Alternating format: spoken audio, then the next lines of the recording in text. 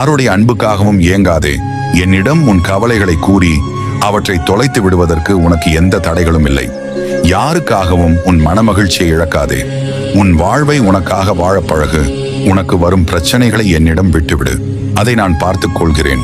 வேதனையில் வாடுவதை நிறுத்திவிட்டு நல்ல எண்ணங்களை அதிகப்படுத்திக் கொள்ள முயற்சி செய்.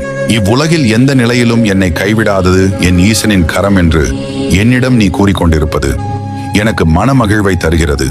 தைரியம் என்ற ஒற்றை மந்திரம் உன் உள்ளத்தில் இருக்கும் வரை வாழ்க்கை பயணத்தில் பயமும் இல்லை, பாரமும் இல்லை என்பதை தெரிந்து கொள்.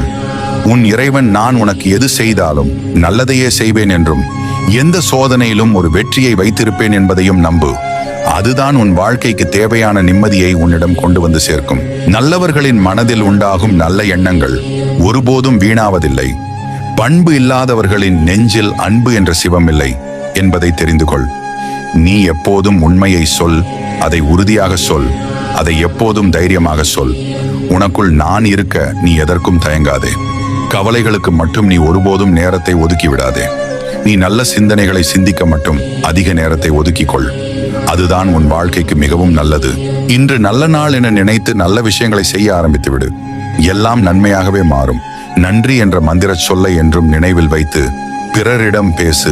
நீ எதிலும் பொறுமையோடும் தன்னம்பிக்கையோடும் முயற்சி செய்.